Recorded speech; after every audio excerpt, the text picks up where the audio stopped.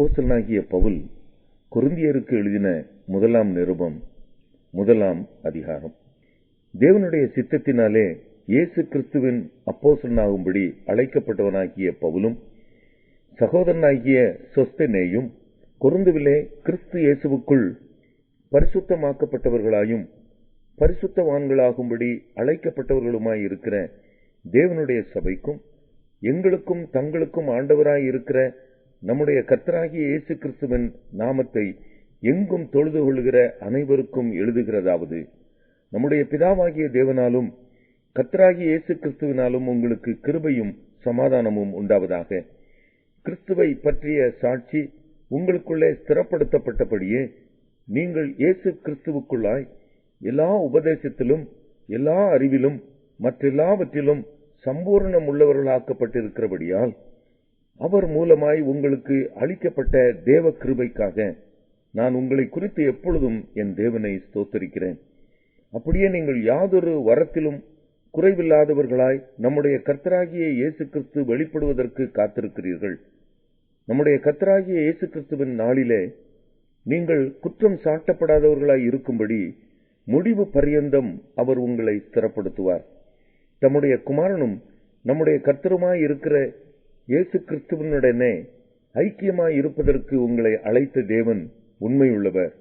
சகோதரரே, நீங்கள் எல்லாரும் ஒரே காரியத்தை பேசவும் பிரிவினைகள் இல்லாமல் ஏக மனதும் ஏக யோசனையும் உள்ளவர்களாய் சீர்பொருந்தி இருக்கவும் வேண்டுமென்று நம்முடைய கர்த்தராகிய இயேசு கிறிஸ்துவின் நாமத்தினாலே உங்களுக்கு புத்தி சொல்லுகிறேன். ஏனெனில் என் சகோதரரே, உங்களுக்குள்ளே வாக்குவாதங்கள் உண்டென்று குலோவேயாளின் வீட்டாரால் உங்களை குறித்து எனக்கு அறிவிக்கப்பட்டது. உங்களில் சிலர் நான் பவுலை சேர்ந்தவன் என்றும் நான் அப்பல்லோவை சேர்ந்தவன் என்றும் நான் கேபாவை சேர்ந்தவன் என்றும் நான் கிறிஸ்துவை சேர்ந்தவன் என்றும் சொல்லுகிறபடியால் நான் இப்படி சொல்லுகிறேன். கிறிஸ்து பிரிந்திருக்கிறாரா? பவுலா உங்களுக்காக சிலுவையில் அறையப்பட்டான்? பவுலின் நாமத்தினாலேயா ஞானஸ்நானம் பெற்றீர்கள்? என் நாமத்தினாலே ஞானஸ்நானம் கொடுத்தேன் என்று ஒருவனும் சொல்லாதபடிக்கு நான் கிறிஸ்புவுக்கும் காயுவுக்குமே அன்றி உங்களில் வேறு ஒருவனுக்கும் ஞானஸ்நானம் கொடுக்கவில்லை. இதற்காக தேவனை ஸ்தோத்தரிக்கிறேன். தேவானுடைய வீட்டாருக்கும் நான் ஞானஸ்நானம் கொடுத்ததுண்டு. இதுவும் அல்லாமல் இன்னும் யாருக்காவது நான் ஞானஸ்நானம் கொடுத்தேனோ இல்லையோ அறியேன். ஞானஸ்நானத்தை கொடுக்கும்படி கிறிஸ்து என்னை அனுப்பவில்லை, சுவிசேஷத்தை பிரசங்கிக்கவே அனுப்பினார். கிறிஸ்துவின் சிலுவை வீணாய் போகாதபடிக்கு சாதுரிய ஞானம் இல்லாமல் பிரசங்கிக்கவே அனுப்பினார். சிலுவையை பற்றிய உபதேசம் கெட்டு போகிறவர்களுக்கு பைத்தியமாயிருக்கிறது, ரட்சிக்கப்படுகிற நமக்கோ அது தேவ பலனாயிருக்கிறது. அந்தபடி ஞானிகளுடைய ஞானத்தை நான் அழித்து புத்திசாலிகளுடைய புத்தியை அவமாக்குவேன் என்று எழுதியிருக்கிறது. ஞானி எங்கே? வேதபாரகன் எங்கே? இப்பிரபஞ்ச தர்க்க சாஸ்திரி எங்கே? இவ்வுலகத்தின் ஞானத்தை தேவன் பைத்தியமாக்கவில்லையா? எப்படி எனில், தேவ ஞானத்துக்கு ஏற்றபடி உலகமானது சுய ஞானத்தினாலே தேவனை அறியாதிருக்கையில் பைத்தியமாக தோன்றுகிற பிரசங்கத்தினாலே விசுவாசிகளை ரட்சிக்க தேவனுக்கு பிரியமாயிற்று. யூதர்கள் அடையாளத்தை கேட்கிறார்கள், கிரேக்கர் ஞானத்தை தேடுகிறார்கள். நாங்களோ சிலுவையில் அறையப்பட்ட கிறிஸ்துவை பிரசங்கிக்கிறோம். அவர் யூதருக்கு இடரலாயும் கிரேக்கருக்கு பைத்தியமாயும் இருக்கிறார். ஆகிலும் யூதரானாலும் கிரேக்கரானாலும் எவர்கள் அழைக்கப்பட்டிருக்கிறார்களோ அவர்களுக்கு கிறிஸ்து தேவ பலனும் தேவ ஞானமுமாயிருக்கிறார். இந்தபடி தேவனுடைய பைத்தியம் எனப்படுவது மனுஷருடைய ஞானத்திலும் அதிக ஞானமாயிருக்கிறது. தேவனுடைய பலவீனம் எனப்படுவது மனுஷருடைய பலத்திலும் அதிக பலமாயிருக்கிறது. எப்படியெனில், சகோதரரே, நீங்கள் அழைக்கப்பட்ட அழைப்பை பாருங்கள். மாம்சத்தின்படி ஞானிகள் அநேகர் இல்லை, வல்லவர்கள் அநேகர் இல்லை, பிரபுக்கள் அநேகர் இல்லை. ஞானிகளை வெட்கப்படுத்தும்படி தேவன் உலகத்தில் பைத்தியமானவைகளை தெரிந்து கொண்டார். பலமுள்ளவைகளை வெட்கப்படுத்தும்படி தேவன் உலகத்தில் பலவீனமானவைகளை தெரிந்து கொண்டார். உள்ளவைகளை அவமாக்கும்படி உலகத்தின் இழிவானவைகளையும் அற்பமாய் எண்ணப்பட்டவைகளையும் இல்லாதவைகளையும் தேவன் தெரிந்து கொண்டார். மாம்சமான எவனும் தேவனுக்கு முன்பாக பெருமை பாராட்டாதபடிக்கு அப்படி செய்தார். அந்தபடி நீங்கள் அவராலே கிறிஸ்து இயேசுவுக்குட்பட்டிருக்கிறீர்கள். எழுதியிருக்கிறபடி மேன்மை பாராட்டுகிறவன் கர்த்தரை குறித்தே மேன்மை பாராட்டத்தக்கதாக அவரே தேவனால் நமக்கு ஞானமும் நீதியும் பரிசுத்தமும் மீட்புமானார். 1 கொரிந்தியர் 2ஆம் அதிகாரம். சகோதரரே, நான் உங்களிடத்தில் வந்தபோது தேவனை பற்றிய சாட்சியை சிறந்த வசனிப்போடாவது ஞானத்தோடாவது அறிவிக்கிறவனாக வரவில்லை. இயேசு கிறிஸ்துவை சிலுவையில் அறையப்பட்ட அவரையே என்று வேறொன்றையும் உங்களுக்குள்ளே அறியாதிருக்க தீர்மானித்திருந்தேன். அல்லாமலும் நான் பலவீனத்தோடும் பயத்தோடும் மிகுந்த நடுக்கத்தோடும் உங்களிடத்தில் இருந்தேன். உங்கள் விசுவாசம் மனுஷருடைய ஞானத்தில் அல்ல, தேவனுடைய பலத்தில் நிற்கும்படிக்கு என் பேச்சும் என் பிரசங்கமும் மனுஷ ஞானத்திற்குரிய நய வசனமுள்ளதாயிராமல் ஆவியினாலும் பலத்தினாலும் உறுதிப்படுத்தப்பட்டதாய் இருந்தது. அப்படி இருந்தும் தேறினவர்களுக்குள்ளே ஞானத்தை பேசுகிறோம், இப்பிரபஞ்சத்தின் ஞானத்தை அல்ல, அழிந்து போகிறவர்களாகிய இப்பிரபஞ்சத்தின் பிரபுக்களுடைய ஞானத்தையும் அல்ல. உலக தோற்றத்திற்கு முன்னே தேவன் நம்முடைய மகிமைக்காக ஏற்படுத்தினதும் மறைக்கப்பட்டதுமாயிருந்த ரகசியமான தேவ ஞானத்தையே பேசுகிறோம். அதை இப்பிரபஞ்சத்து பிரபுக்களில் ஒருவனும் அறியவில்லை. அறிந்தார்களானால் மகிமையின் கர்த்தரை அவர்கள் சிலுவையில் அறைய மாட்டார்களே. எழுதியிருக்கிறபடி தேவன் தம்மில் அன்பு கூறுகிறவர்களுக்கு ஆயத்தம் பண்ணினவைகளை கண் காணவும் இல்லை, காது கேட்கவும் இல்லை, அவைகள் மனுஷனுடைய இருதயத்தில் தோன்றவும் இல்லை. நமக்கோ தேவன் அவைகளை தமது ஆவியினாலே வெளிப்படுத்தினார்.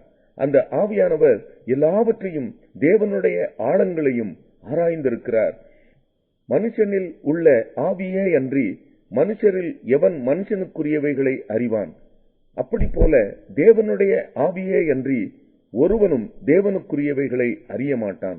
நாங்களோ உலகத்தின் ஆவியை பெறாமல் தேவனால் எங்களுக்கு அருளப்பட்டவைகளை அறியும்படிக்கு தேவனிலிருந்து புறப்படுகிற ஆவியையே பெற்றோம்.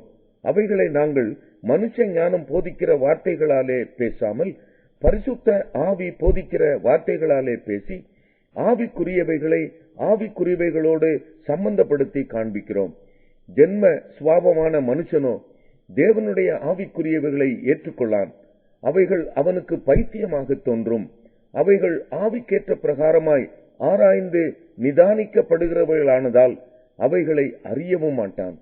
ஆவிக்குரியவன் எல்லாவற்றையும் ஆராய்ந்து நிதானிக்கிறான்.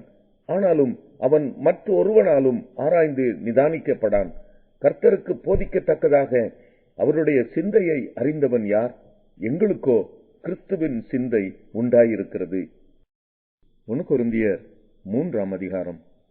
மேலும் சகோதரரே, நான் உங்களை ஆவிக்குரியவர்கள் என்று எண்ணி உங்களுடனே பேசக்கூடாமல் மாம்சத்துக்குரியவர்கள் என்றும் கிறிஸ்துவுக்குள் குழந்தைகள் என்றும் எண்ணி பேச வேண்டியதாயிற்று. நீங்கள் பலன் இல்லாதவர்களானதால் உங்களுக்கு போஜனம் கொடாமல் பாலை குடிக்க கொடுத்தேன். இன்னமும் நீங்கள் மாம்சத்துக்குரியவர்களாய் இருக்கிறபடியால் இப்பொழுதும் உங்களுக்கு பலன் இல்லை. பொறாமையும் வாக்குவாதமும் பேதகங்களும் உங்களுக்குள் இருக்கிறபடியால் நீங்கள் மாம்சத்துக்குரியவர்களாய் இருந்து மனுஷ மார்க்கமாய் நடக்கிறீர்கள் அல்லவா? ஒருவன் நான் பவுலை சேர்ந்தவன் என்றும் வேறொருவன் நான் அப்பல்லோவை சேர்ந்தவன் என்றும் சொல்லுகிறபடியால் நீங்கள் மாம்சத்துக்கு உரியவர்கள் அல்லவா? பவுல் யார்? அப்பல்லோ யார்? கர்த்தர் அவனவனுக்கு அருள் அளித்தபடியே நீங்கள் விசுவாசிக்கிறதற்கு ஏதுவாயிருந்த ஊழியக்காரர் தானே. நான் நட்டேன், அப்பல்லோ நீர் பாய்ச்சினான், தேவனே விளைய செய்தார். அப்படி இருக்க நடுகிறவனாலும் ஒன்றுமில்லை, நீர் பாய்ச்சுகிறவனாலும் ஒன்றுமில்லை, விளைய செய்கிற தேவனாலே எல்லாம் ஆகும். மேலும் நடுகிறவனும் நீர் பாய்ச்சுகிறவனும் ஒன்றாயிருக்கிறார்கள். அவனவன் தன் தன் வேலைக்கு தக்கதாய் கூலியை பெறுவான். நாங்கள் தேவனுக்கு உடன் வேலையாட்களாய் இருக்கிறோம். நீங்கள் தேவனுடைய பண்ணையும் தேவனுடைய மாளிகையுமாய் இருக்கிறீர்கள். எனக்கு அளிக்கப்பட்ட தேவ கிருபையின்படியே புத்தியுள்ள சிற்பாசாரியை போல அஸ்திவாரம் போட்டேன். வேறொருவன் அதின் மேல் கட்டுகிறான், அவனவன் தான் அதின் மேல் இன்ன விதமாய் கட்டுகிறான் என்று பார்க்க கடவன். போடப்பட்டிருக்கிற அஸ்திபாரமாகிய இயேசு கிறிஸ்துவை அல்லாமல் வேறே அஸ்திபாரத்தை போட ஒருவனாலும் கூடாது. ஒருவன் அந்த அஸ்திபாரத்தின் மேல் பொன், வெள்ளி, விலையேற பெற்ற கல், மரம், புல், வைக்கோல் ஆகிய இவைகளை கட்டினால் அவனவனுடைய வேலைப்பாடு வெளியாகும். நாளானது அதை விளங்க பண்ணும். ஏனெனில் அது அக்னியினாலே வெளிப்படுத்தப்படும். அவனவனுடைய வேலைப்பாடு எத்தன்மை உள்ளதென்று அக்னியானது பரிசோதிக்கும். அதன் மேல் ஒருவன் கட்டினது நிலைத்தால் அவன் கூலியை பெறுவான். ஒருவன் கட்டினது வெந்து போனால் அவன் நஷ்டமடைவான். அவனோ ரட்சிக்கப்படுவான். அதுவும் அக்கினியில் அகப்பட்டு தப்பினது போல இருக்கும். நீங்கள் தேவனுடைய ஆலயமாய் இருக்கிறீர்கள் என்றும் தேவனுடைய ஆவி உங்களில் வாசமாய் இருக்கிறார் என்றும் அறியாதிருக்கிறீர்களா? ஒருவன் தேவனுடைய ஆலயத்தை கெடுத்தால் அவனை தேவன் கெடுப்பார். தேவனுடைய ஆலயம் பரிசுத்தமாய் இருக்கிறது, நீங்களே அந்த ஆலயம். ஒருவனும் தன்னைத்தானே வஞ்சியாதிருப்பானாக. இவ்வுலகத்திலே உங்களில் ஒருவன் தன்னை ஞானி என்று எண்ணினால் அவன் ஞானியாகும்படிக்கு பைத்தியக்காரனாக கடவன். இவ்வுலகத்தில் ஞானம் தேவனுக்கு முன்பாக பைத்தியமாயிருக்கிறது. அப்படியே ஞானிகளை அவர்களுடைய தந்திரத்திலே பிடிக்கிறார் என்றும் ஞானிகளுடைய சிந்தனைகள் வீணாய் இருக்கிறது என்று கர்த்தர் அறிந்திருக்கிறார் என்றும் எழுதியிருக்கிறது. இப்படி இருக்க ஒருவனும் மனுஷரை குறித்து மேன்மை பாராட்டாதிருப்பானாக. எல்லாம் உங்களுடையதே. பவுலாகிலும் அப்பல்லோவாகிலும் கேபாவாகிலும் உலகமாகிலும் ஜீவனாகிலும் மரணமாகிலும் நிகழ்காரியங்களாகிலும் வரும் காரியங்களாகிலும் எல்லாம் உங்களுடையது. நீங்கள் கிறிஸ்துவனுடையவர்கள், கிறிஸ்து தேவனுடையவர். 1 கொரிந்தியர் 4ஆம் அதிகாரம். இப்படியாக எந்த மனுஷனும் எங்களை கிறிஸ்துவின் ஊழியக்காரர் என்றும் தேவனுடைய ரகசியங்களின் உக்ரானக்காரர் என்றும் எண்ணிக்கொள்ள கடவன். மேலும் உக்ரானக்காரன் உண்மை உள்ளவன் என்று காணப்படுவது அவனுக்கு அவசியமாம். ஆயினும் நான் உங்களாலேயாவது மனுஷருடைய நியாய நாளின் விசாரணையினாலேயாவது தீர்ப்பை பெறுவது எனக்கு மிகவும் அற்ப காரியமாயிருக்கிறது. நானும் என்னை குறித்து தீர்ப்பு சொல்லுகிறதில்லை. என்னிடத்தில் நான் யாதொரு குற்றத்தையும் அறியேன்.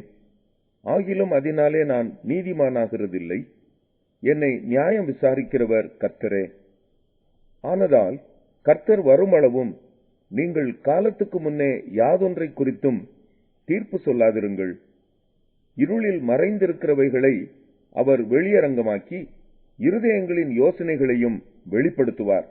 அப்பொழுது அவனவனுக்குரிய புகழ்ச்சி தேவனால் உண்டாகும். சகோதரரே, எழுதப்பட்டதற்கு மிஞ்சி எண்ண வேண்டாம் என்று நீங்கள் எங்களாலே கற்றுக்கொள்ளவும், ஒருவனும் ஒருவன் நிமித்தம் மற்றொருவனுக்கு விரோதமாய் இருமாப்படையாதிருக்கவும் நான் உங்கள் நிமித்தம் என்னையும் அப்பல்லோவையும் திருஷ்டாந்தமாக வைத்து இவைகளை எழுதினேன். அன்றியும் உன்னை விசேஷித்தவனாகும்படி செய்கிறவர் யார்? உனக்கு உண்டாய் இருக்கிறவைகளில் நீ பெற்றுக்கொள்ளாதது யாது? நீ பெற்றுக்கொண்டவனானால் பெற்றுக்கொள்ளாதவன் போல் ஏன் மேன்மை பாராட்டுகிறாய்? இப்பொழுது திருப்தி அடைந்திருக்கிறீர்களே, இப்பொழுது ஐசுரான்களாய் இருக்கிறீர்களே, எங்களை அல்லாமல் ஆளுகிறீர்களே. நீங்கள் ஆளுகிறவர்களானால் நலமாயிருக்கும். அப்பொழுது உங்களுடனே கூட நாங்களும் ஆளுவோமே.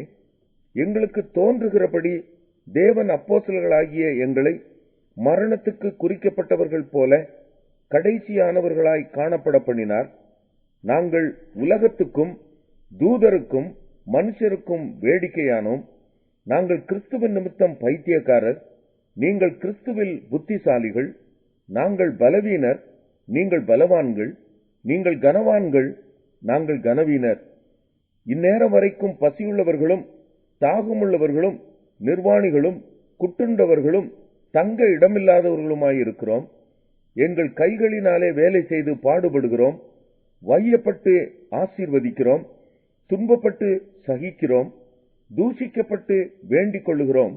இந்நாள் வரைக்கும் உலகத்தின் குப்பையைப் போலவும் எல்லாரும் துடைத்து போடுகிற அழுக்கைப் போலவுமானோம். உங்களை வெட்கப்படுத்தும்படிக்கு நான் இவைகளை எழுதவில்லை. நீங்கள் எனக்கு பிரியமான பிள்ளைகள் என்று உங்களுக்கு புத்தி சொல்லுகிறேன். கிறிஸ்துவுக்குள் 10,000 உபாத்தியாயர்கள் உங்களுக்கு இருந்தாலும் தகப்பன்மார் அநேகர் உங்களுக்கு இல்லையே. கிறிஸ்து இயேசுவுக்குள் சுவிசேஷத்தினால் நான் உங்களை பெற்றேன். ஆகையால் என்னை பின்பற்றுகிறவர்கள் ஆகுங்கள் என்று உங்களுக்கு புத்தி சொல்லுகிறேன். இதன் நிமித்தமாக எனக்கு பிரியமும் கர்த்தருக்குள் உண்மையுள்ள என் குமாரனாகிய தீமோத்தேயுவை உங்களிடத்தில் அனுப்பினேன். நான் எங்கும் எந்த சபையிலும் போதித்து வருகிற பிரகாரம் கிறிஸ்துவுக்குள்ளான என் நடக்கைகளை அவன் உங்களுக்கு ஞாபகப்படுத்துவான். நான் உங்களிடத்திற்கு வருகிறதில்லை என்கிறதாக சிலர் இருமாப்படைந்திருக்கிறார்கள். ஆகிலும் கர்த்தருக்கு சித்தமானால் நான் சீக்கிரமாய் உங்களிடத்திற்கு வந்து இருமாப்படைந்திருக்கிறவர்களுடைய பேச்சை அல்ல, அவர்களுடைய பலத்தையே அறிந்து கொள்வேன். தேவனுடைய ராஜ்யம் பேச்சிலே அல்ல, பலத்திலே உண்டாயிருக்கிறது. உங்களுக்கு என்ன வேண்டும்? நான் பிரம்போடு உங்களிடத்தில் வர வேண்டுமோ, அல்லது அன்போடும் சாந்தமுள்ள ஆவியோடும் வர வேண்டுமோ? 1 கொரிந்தியர் 5ஆம் அதிகாரம். உங்களுக்குள்ளே விபசாரம் உண்டென்று பிரசித்தமாய் சொல்லப்படுகிறதே, ஒருவன் தன் தகப்பனுடைய மனைவியை வைத்துக் கொண்டிருக்கிறானே, அது அஞ்ஞானிகளுக்குள்ளும் சொல்லப்படாத விபசாரமாயிருக்கிறதே. இப்படிப்பட்ட காரியம் செய்தவனை நீங்கள் உங்களை விட்டு நீக்காமலும் துக்கப்படாமலும் இருமாப்படைந்திருக்கிறீர்கள். நான் சரீரத்தினாலே உங்களுக்கு தூரமாயிருந்தும் ஆவியினாலே உங்களோட கூட இருக்கிறவனாய் இப்படி செய்தவனை குறித்து நான் கூட இருக்கிறது போல நீங்களும் என்னுடைய ஆவியும் நமது கர்த்தராகிய இயேசு கிறிஸ்துவின் அதிகாரத்தோட கூடி வந்திருக்கையில், அப்படிப்பட்டவனுடைய ஆவி கர்த்தராகிய இயேசு கிறிஸ்துவின் நாளிலே ரட்சிக்கப்படும்படி மாம்சத்தின் அழிவுக்காக நம்முடைய கர்த்தராகிய இயேசு கிறிஸ்துவின் நாமத்தினாலே அவனை சாத்தானுக்கு ஒப்புக் கொடுக்க வேண்டும் என்று தீர்ப்பு செய்கிறேன். நீங்கள் மேன்மை பாராட்டுகிறது நல்லதல்ல. கொஞ்சம் புளித்தமா பிசைந்தமா முழுவதையும் புளிப்பாக்கும் என்று அறியீர்களா?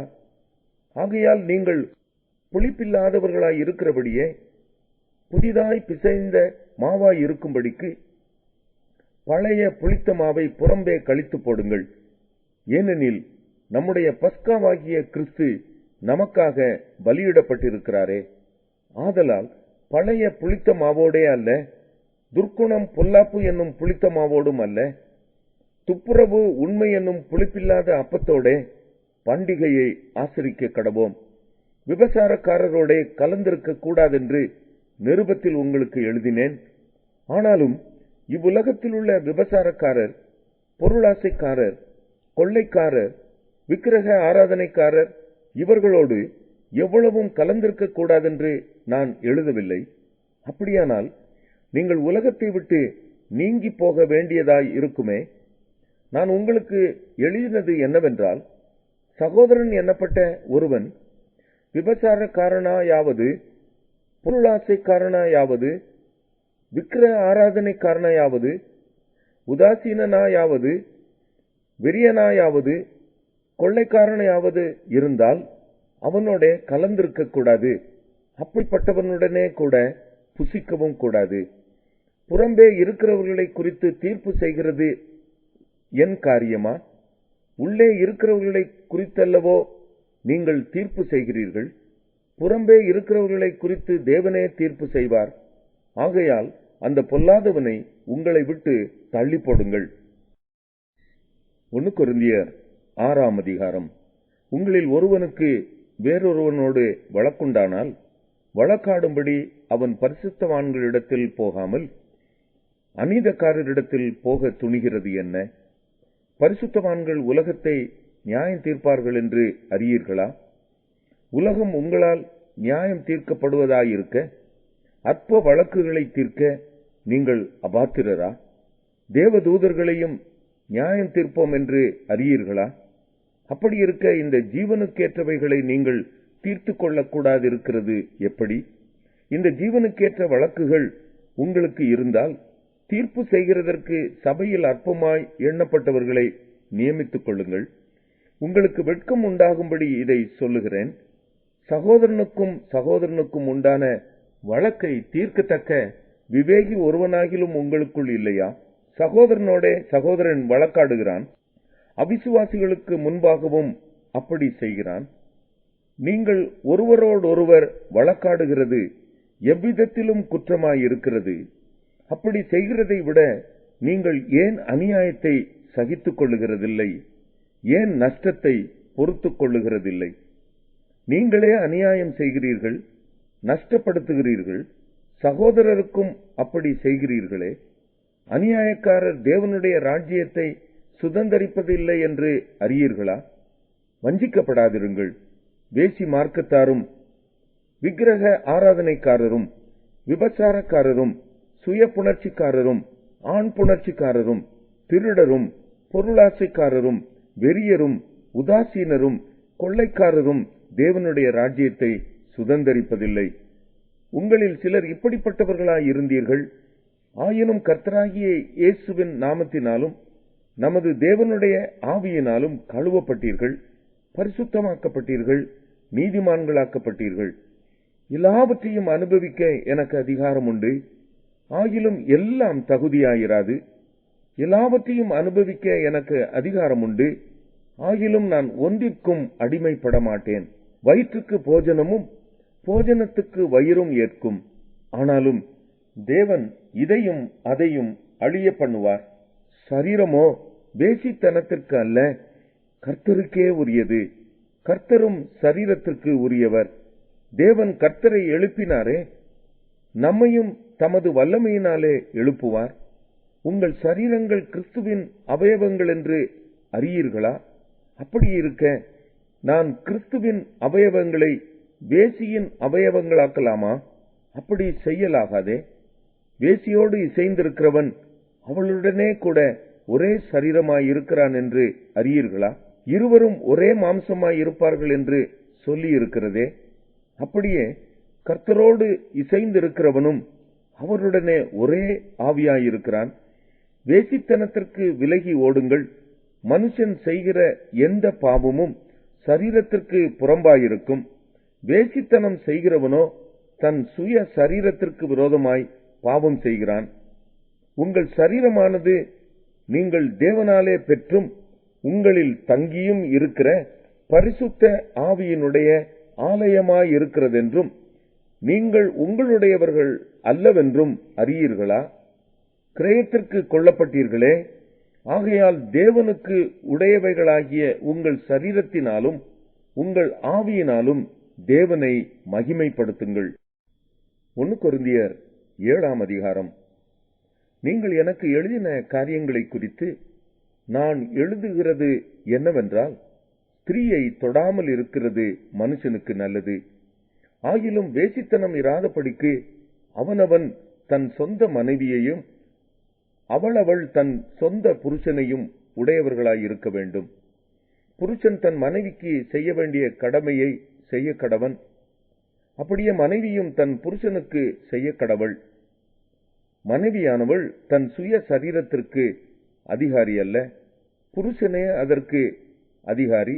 அப்படியே புருஷனும் தன் சுய சரீரத்திற்கு அதிகாரி அல்ல, மனைவியே அதற்கு அதிகாரி. உபவாசத்திற்கும் ஜெபத்திற்கும் தடையிராதபடிக்கு இருவரும் சில காலம் பிரிந்திருக்க வேண்டும் என்று சம்மதித்தாலன்றி ஒருவரை விட்டு ஒருவர் பிரியாதிருங்கள். உங்களுக்கு விரதத்துவம் இல்லாமையால் சாத்தான் உங்களை தூண்டிவிடாதபடிக்கு மறுபடியும் கூடி வாழுங்கள். இதை நான் கட்டளையாக சொல்லாமல் யோசனையாக சொல்லுகிறேன். எல்லா மனுஷரும் என்னைப் போலவே இருக்க விரும்புகிறேன். ஆகிலும் அவனவனுக்கு தேவனால் அருளப்பட்ட அவனவனுக்குரிய வரமுண்டு. அது ஒருவனுக்கு ஒரு விதமாயும் மற்றொருவனுக்கு வேறு விதமாயும் இருக்கிறது. விவாகம் இல்லாதவர்களையும் கைம்பெண்களையும் குறித்து நான் சொல்லுகிறது என்னவென்றால், அவர்கள் என்னைப் போல இருந்துவிட்டால் அவர்களுக்கு நலமாயிருக்கும். ஆகிலும் அவர்கள் விரதத்தாராய் இருக்க கூடாதிருந்தால் விவாகம் பண்ணக்கடவர்கள். வேகிறதை பார்க்கிலும் விவாகம் பண்ணுகிறது நலம். விவாகம் பண்ணிக்கொண்டவர்களுக்கு நான் அல்ல, கர்த்தரே கட்டளை இடுகிறதாவது, மனைவியானவள் தன் புருஷனை விட்டு பிரிந்து போகக்கூடாது. பிரிந்து போனால் அவள் விவாகம் இல்லாதிருக்க கடவள், அல்லது புருஷனோட ஒப்புரவாக கடவள். புருஷனும் தன் மனைவியை தள்ளிவிடக்கூடாது. மற்றவர்களை குறித்து கர்த்தர் அல்ல, நானே சொல்லுகிறதாவது, சகோதரன் ஒருவனுடைய மனைவி அவிசுவாசியாயிருந்தும் அவனுடனே வாசமாயிருக்க அவளுக்கு சம்மதம் இருந்தால் அவன் அவளை தள்ளிவிடாதிருக்க கடவன். அப்படியே ஒரு ஸ்திரீனுடைய புருஷன் அவிசுவாசியாயிருந்தும் அவளுடனே வாசமாயிருக்க அவனுக்கு சம்மதம் இருந்தால் அவள் அவனை தள்ளிவிடாதிருக்க கடவள். என்னத்தினாலெனில் அவிசுவாசியான புருஷன் தன் மனைவியால் பரிசுத்தமாக்கப்படுகிறான், அவிசுவாசியான மனைவியும் தன் புருஷனால் பரிசுத்தமாக்கப்படுகிறாள். இல்லாவிட்டால் உங்கள் பிள்ளைகள் அசுத்தமாயிருக்குமே, இப்பொழுதோ அவைகள் பரிசுத்தமாயிருக்கின்றன. ஆகிலும் அவிசுவாசி பிரிந்து போனால் பிரிந்து போகட்டும். இப்படிப்பட்ட விஷயத்தில் சகோதரனாவது சகோதரியாவது அடிமைப்பட்டவர்கள் அல்ல, சமாதானமாய் இருக்கும்படிக்கே தேவன் நம்மை அழைத்திருக்கிறார். மனைவியானவளே, நீ உன் புருஷனை ரட்சிப்பாயோ அல்லவோ உனக்கு எப்படி தெரியும்? புருஷனே, நீ உன் மனைவியை ரட்சிப்பாயோ அல்லவோ உனக்கு எப்படி தெரியும்? தேவன் அவனவனுக்கு பகிர்ந்தது எப்படியோ, கர்த்தர் அவனவனை அழைத்தது எப்படியோ, அப்படியே அவனவன் நடக்க கடவன். எல்லா சபைகளிலேயும் இப்படியே திட்டம் பண்ணுகிறேன். ஒருவன் விருத்த சேதனம் பெற்றவனாய் அழைக்கப்பட்டிருந்தால் விருத்த சேதனம் இல்லாதவனாய் இருக்க வகை தேடானாக. ஒருவன் விருத்த சேதனம் இல்லாதவனாய் அழைக்கப்பட்டிருந்தால் விருத்த சேதனம் பெறாதிருப்பானாக. விருத்த சேதனமும் ஒன்றுமில்லை, விருத்த சேதனம் இல்லாமையும் ஒன்றுமில்லை, தேவனுடைய கற்பனைகளை கைக்கொள்ளுகிறதே காரியம். அவனவன் தான் அழைக்கப்பட்ட நிலைமையிலே நிலைத்திருக்க கடவன். அடிமையாய் நீ அழைக்கப்பட்டிருந்தால் கவலைப்படாதே. நீ சுயாதீனனாக கூடுமானால் அதை நலமென்று அனுசரித்துக்கொள். கர்த்தருக்குள் அழைக்கப்பட்ட அடிமையானவன் கர்த்தருடைய சுயாதீனனாயிருக்கிறான். அப்படியே அழைக்கப்பட்ட சுயாதீனன் கிறிஸ்துவனுடைய அடிமையாயிருக்கிறான். நீங்கள் கிரயத்துக்கு கொள்ளப்பட்டீர்கள், மனுஷருக்கு அடிமைகளாகாதிருங்கள். சகோதரரே, அவனவன் தான் அழைக்கப்பட்ட நிலைமையிலே தேவனுக்கு முன்பாக நிலைத்திருக்க கடவன். அன்றியும் கன்னிகைகளை குறித்து கர்த்தரால் எனக்கு கட்டளை இல்லை. ஆகிலும் நான் உண்மை உள்ளவனாய் இருக்கிறதற்கு கர்த்தரால் இரக்கம் பெற்று என் அபிப்பிராயத்தை தெரியப்படுத்துகிறேன். அது என்னவெனில், இப்பொழுது உண்டாயிருக்கிற துன்பத்தின் நிமித்தம் விவாகம் இல்லாமல் இருக்கிறது மனுஷனுக்கு நலமாயிருக்கும் என்று எண்ணுகிறேன். நீ மனைவியோட கட்டப்பட்டிருந்தால் அவிழ்க்கப்பட வகை தேடாதே. நீ மனைவி இல்லாதவனாயிருந்தால் மனைவியை தேடாதே. நீ விவாகம் பண்ணினாலும் பாவமல்ல, கன்னிகை விவாகம் பண்ணினாலும் பாவமல்ல. ஆகிலும் அப்படிப்பட்டவர்கள் சரீரத்திலே உபத்திரவப்படுவார்கள். அதற்கு நீங்கள் தப்ப வேண்டும் என்று இருக்கிறேன். மேலும் சகோதரரே, நான் சொல்லுகிறது என்னவெனில், இனிவரும் காலம் குறுகினதானபடியால் மனைவிகள் உள்ளவர்கள் மனைவிகள் இல்லாதவர்கள் போலவும், அழுகிறவர்கள் அழாதவர்கள் போலவும், சந்தோஷப்படுகிறவர்கள் சந்தோஷப்படாதவர்கள் போலவும், கொள்ளுகிறவர்கள் கொள்ளாதவர்கள் போலவும், இவ்வுலகத்தை அனுபவிக்கிறவர்கள் அதை தகாத விதமாய் அனுபவியாதவர்கள் போலவும் இருக்க வேண்டும். இவ்வுலகத்தின் வேஷம் கடந்து போகிறதே. நீங்கள் கவலையற்றவர்களாய் இருக்க விரும்புகிறேன். விவாகம் இல்லாதவன் கர்த்தருக்கு எப்படி பிரியமாய் இருக்கலாம் என்று கர்த்தருக்குரியவைகளுக்காக கவலைப்படுகிறான். விவாகம் பண்ணினவன் தன் மனைவிக்கு எப்படி பிரியமாய் இருக்கலாம் என்று உலகத்திற்குரியவைகளுக்காக கவலைப்படுகிறான். அதுபோல மனைவியானவளுக்கும் கன்னிகைக்கும் வித்தியாசம் உண்டு. விவாகம் இல்லாதவள் சரீரத்திலும் ஆத்துமாவிலும் பரிசுத்தமாய் இருக்கும்படி கர்த்தருக்குரியவைகளுக்காக கவலைப்படுகிறாள். விவாகம் பண்ணினவள் தன் புருஷனுக்கு எப்படி பிரியமாய் இருக்கலாம் என்று உலகத்துக்குரியவைகளுக்காக கவலைப்படுகிறாள். இதை நான் உங்களை கண்ணியில் அகப்படுத்த வேண்டும் என்று சொல்லாமல், உங்களுக்கு தகுதியாய் இருக்கும் என்றும், நீங்கள் கவலையில்லாமல் கர்த்தரை பற்றி கொண்டிருக்க வேண்டும் என்றும் உங்கள் சுய பிரயோஜனத்திற்காகவே சொல்லுகிறேன்.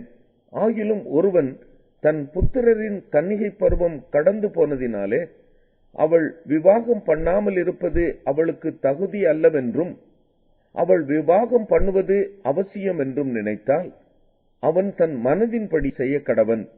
அது பாவமல்ல, விவாகம் பண்ணட்டும். ஆயினும் அதற்கு அவசியத்தை காணாமல் தன் இருதயத்திலே உறுதியுள்ளவனாயும் சுய சித்தத்தின்படி செய்ய அதிகாரம் உள்ளவனுமாயும் இருந்து தன் புத்திரியின் கன்னிகை பருவத்தை காக்க வேண்டும் என்று தன் இருதயத்தில் தீர்மானிக்கிறவன் நன்மை செய்கிறான். இப்படி இருக்க அவளை விவாகம் பண்ணி கொடுக்கிறவனும் நன்மை செய்கிறான், கொடாமல் இருக்கிறவனும் அதிக நன்மை செய்கிறான். மனைவியானவள் தன் புருஷன் உயிரோடு இருக்கும் காலமளவும் பிரமாணத்தினால் கட்டப்பட்டிருக்கிறாள். தன் புருஷன் மரித்த பின்பு தனக்கு இஷ்டமானவனாயும் கர்த்தருக்கு உட்பட்டவனுமாயும் இருக்கிற எவனையாகிலும் விவாகம் பண்ணிக்கொள்ள விடுதலையாயிருக்கிறாள். ஆகிலும் என்னுடைய அபிப்பிராயத்தின்படி அவள் அப்படியே இருந்துவிட்டால் பாக்கியவதியாயிருப்பாள். என்னிடத்திலும் தேவனுடைய ஆவி உண்டென்று எண்ணுகிறேன். 1 கொரிந்தியர் 8 விக்கிரகங்களுக்கு படைக்கப்பட்டவைகளை குறித்த விஷயத்தில் நம் எல்லாருக்கும் அறிவு உண்டென்று நமக்கு தெரியுமே. அறிவு இருமாப்பை உண்டாக்கும், அன்போ பக்தி விருத்தியை உண்டாக்கும். ஒருவன் தான் ஏதேனும் ஒன்றை அறிந்தவன் என்று எண்ணிக்கொள்வானானால் ஒன்றையும் அறிய வேண்டிய பிரகாரமாக அவன் இன்னும் அறியவில்லை. தேவனில் அன்பு கூறுகிறவன் எவனோ அவன் தேவனால் அறியப்பட்டிருக்கிறான். விக்கிரகங்களுக்கு படைக்கப்பட்டவைகளை புசிக்கிற விஷயத்தை பற்றி உலகத்திலே விக்கிரகமானது ஒன்றுமில்லை என்றும் ஒருவரே அன்றி வேறொரு தேவன் இல்லை என்றும் அறிந்திருக்கிறோம். வானத்திலேயும் பூமியிலேயும் தேவர்கள் எண்ணப்படுகிறவர்கள் உண்டு. இப்படி அநேக தேவர்களும் அநேக கர்த்தாக்களும் உண்டாயிருந்தாலும் பிதாவாகிய ஒரே தேவன் நமக்குண்டு. அவராலே சகலமும் உண்டாயிருக்கிறது, அவருக்கென்று நாமும் உண்டாயிருக்கிறோம். இயேசு கிறிஸ்து என்னும் ஒரே கர்த்தரும் நமக்குண்டு. அவர் மூலமாய் சகலமும் உண்டாயிருக்கிறது, அவர் மூலமாய் நாமும் உண்டாயிருக்கிறோம். ஆகிலும் இந்த அறிவு எல்லாரிடத்திலும் இல்லை. சிலர் இற்றைய வரைக்கும் விக்கிரகத்தை ஒரு பொருளென்று எண்ணி விக்கிரகத்துக்கு படைக்கப்பட்டதை புசிக்கிறார்கள். அவர்களுடைய மனசாட்சி பலவீனமாயிருப்பதால் அசூசிப்படுகிறது. போஜனமானது நம்மை தேவனுக்கு உகந்தவர்கள் ஆக்க மாட்டாது. எண்ணத்தினாலெனில் புசிப்பதினால் நமக்கு ஒரு மேன்மையும் இல்லை, புசியாதிருப்பதினால் நமக்கு ஒரு குறைவும் இல்லை. ஆகிலும் இதை குறித்து உங்களுக்கு உண்டாயிருக்கிற அதிகாரம் எவ்விதத்திலும் பலவீனருக்கு தடுக்கலாகாதபடிக்கு பாருங்கள். எப்படியெனில் அறிவுள்ளவனாகிய உன்னை விக்கிரக கோவிலிலே பந்தி இருக்க ஒருவன் கண்டால் பலவீனனாயிருக்கிற அவனுடைய மனசாட்சி விக்கிரகங்களுக்கு படைக்கப்பட்டவைகளை புசிப்பதற்கு துணிவு கொள்ளும் அல்லவா? பலவீனமுள்ள சகோதரன் உன் அறிவின் நிமித்தம் கெட்டு போகலாமா? அவனுக்காக கிறிஸ்து மரித்தாரே. இப்படி சகோதரருக்கு விரோதமாய் பாவம் செய்து பலவீனமுள்ள அவர்களுடைய மனசாட்சியை புண்படுத்துகிறதுனாலே நீங்கள் கிறிஸ்துவுக்கு விரோதமாய் பாவம் செய்கிறீர்கள். ஆதலால் போஜனம் என் சகோதரனுக்கு இடரல் உண்டாக்கினால் நான் என் சகோதரனுக்கு இடரல் உண்டாக்காதபடிக்கு என்றைக்கும் மாம்சம் புசியாதிருப்பேன். 1 கொரிந்தியர் 9 நான் அப்போஸ்தலன் அல்லவா? நான் சுயாதீனன் அல்லவா? நம்முடைய கர்த்தராகிய இயேசு கிறிஸ்துவை நான் தரிசிக்கவில்லையா? கர்த்தருக்குள் நீங்கள் என் கிரியையாய் இருக்கிறீர்கள் அல்லவா? நான் மற்றவர்களுக்கு அப்போஸ்தலனாய் இராவிட்டாலும் உங்களுக்கு அல்லவோ அப்போஸ்தலனாய் இருக்கிறேன். கர்த்தருக்குள் நீங்கள் என் அப்போஸ்தல ஊழியத்திற்கு முத்திரையாய் இருக்கிறீர்களே. என்னை நியாயம் விசாரிக்கிறவர்களுக்கு நான் சொல்லுகிற மாறுத்தரமாவது, புசிக்கவும் குடிக்கவும் எங்களுக்கு அதிகாரம் இல்லையா? மற்ற அப்போஸ்தலரும் கர்த்தருடைய சகோதரரும் கேபாவும் செய்கிறது போல மனைவியாகிய ஒரு சகோதரியை கூட்டிக் கொண்டு திரிய எங்களுக்கும் அதிகாரம் இல்லையா? அல்லது கைத்தொழில் செய்யாதிருக்கிறதற்கு எனக்கும் பர்னபாவுக்கும் மாத்திரம்தானா அதிகாரம் இல்லை? எவன் தன் சொந்த பணத்தை செலவழித்து தண்டிலே சேவகம் பண்ணுவான்? எவன் திராட்சை தோட்டத்தை உண்டாக்கி அதன் கனியில் புசியாதிருப்பான்? எவன் மந்தையை மேய்த்து அதன் பாலை சாப்பிடாதிருப்பான்? இவைகளை மனுஷர் வழக்கத்தின்படி சொல்லுகிறேனோ? நியாய பிரமாணமும் இவைகளை சொல்லுகிறதில்லையா? போரடிக்கிற மாட்டை வாய் கட்டாயாக என்று மோசேயின் பிரமாணத்திலே எழுதியிருக்கிறதே. தேவன் மாடுகளுக்காகவே கவலையாய் இருக்கிறாரோ? நமக்காகத்தான் இதை சொல்லுகிறாரோ? உழுகிறவன் நம்பிக்கையோடே உழவும், போரடிக்கிறவன் தான் நம்புகிறதில் பங்கடைவேன் என்கிற நம்பிக்கையோடே போரடிக்கவும் வேண்டியதே. ஆகையால் அது நமக்காகவே எழுதியிருக்கிறது. நாங்கள் உங்களுக்கு ஞான நன்மைகளை விதைத்திருக்க உங்கள் சரீர நன்மைகளை அறுத்தால் அது பெரிய காரியமா? மற்றவர்கள் உங்களிடத்திலே இந்த அதிகாரத்தை செலுத்தினால் அவர்களிலும் நாங்கள் அதிகமாய் செலுத்தலாம் அல்லவா? அப்படி இருந்தும் கிறிஸ்துவின் சுவிசேஷத்திற்கு யாதொரு தடையும் உண்டாகாதபடிக்கு நாங்கள் இந்த அதிகாரத்தை செலுத்தாமல் எல்லா பாடும் படுகிறோம். ஆசாரிய ஊழியம் செய்கிறவர்கள் தேவாலயத்துக்குரியவைகளில் புசிக்கிறார்கள் என்றும், பலிபீடத்தை அடுத்து பணிவிடை செய்கிறவர்களுக்கு பலிபீடத்தில் உள்ளவைகளில் பங்கு உண்டென்றும் அறியீர்களா? அந்தபடியே சுவிசேஷத்தை அறிவிக்கிறவர்களுக்கு சுவிசேஷத்தினாலே பிழைப்பு உண்டாக வேண்டும் என்று கர்த்தரும் கட்டளையிட்டு இருக்கிறார். அப்படி இருந்தும் நான் இவைகளில் ஒன்றையும் அனுபவிக்கவில்லை. இப்படி எனக்கு நடக்க வேண்டும் என்று இவைகளை நான் எழுதுகிறதும் இல்லை. என் மேன்மை பாராட்டலை ஒருவன் அபத்தமாக்கிறதை பார்க்கிலும் சாகிறது எனக்கு நலமாயிருக்கும். சுவிசேஷத்தை நான் பிரசங்கித்து வந்தும் மேன்மை பாராட்ட எனக்கு இடமில்லை. அது என்மேல் விழுந்த கடமையாய் இருக்கிறது. சுவிசேஷத்தை நான் பிரசங்கியாதிருந்தால் எனக்கு ஐயோ! நான் உற்சாகமாய் அப்படி செய்தால் எனக்கு பலன் உண்டு. உற்சாகம் இல்லாதவனாய் செய்தாலும் உக்கிரான உத்தியோகம் எனக்கு ஒப்புவிக்கப்பட்டிருக்கிறதே. ஆதலால் எனக்கு பலன் என்ன?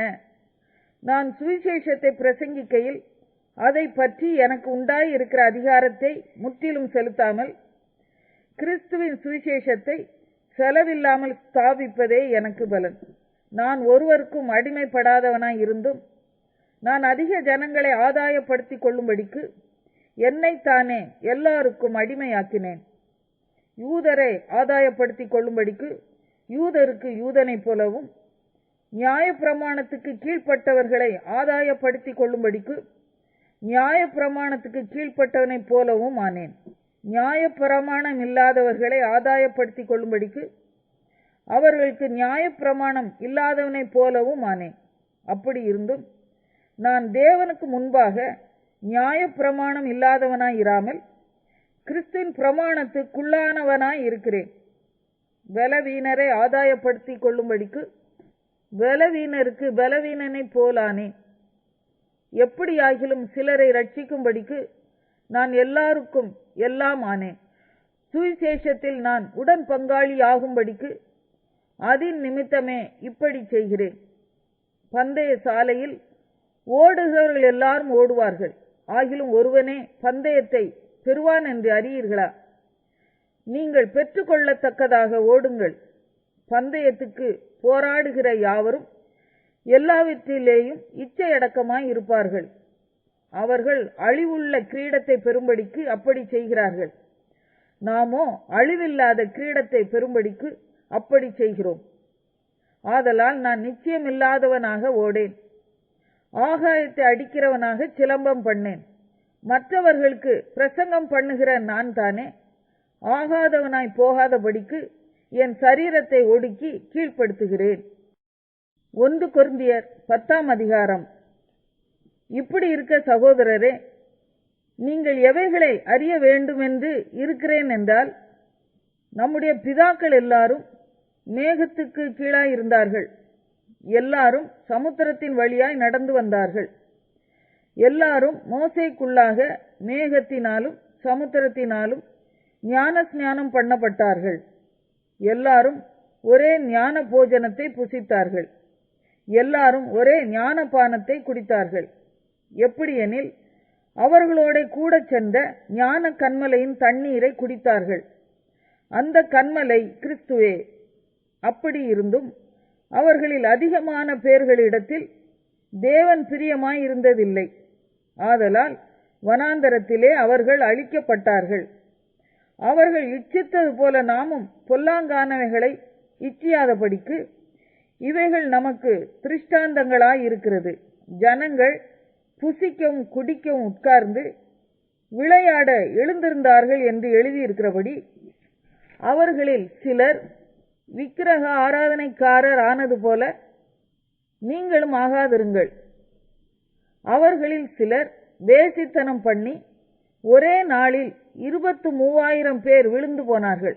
அதுபோல நாமும் வேசித்தனம் பண்ணாதிருப்போமாக. அவர்களில் சிலர் கிறிஸ்துவை பரீட்சை பார்த்து பாம்புகளால் அழிக்கப்பட்டார்கள். அதுபோல நாமும் கிறிஸ்துவை பரீட்சை பாராதிருப்போமாக. அவர்களில் சிலர் முறுமுறுத்து சங்காரக்காரனாலே அழிக்கப்பட்டார்கள். அதுபோல நீங்களும் முறுமுறுக்காதிருங்கள். இவைகளெல்லாம் திருஷ்டாந்தங்களாக அவர்களுக்கு சம்பவித்தது.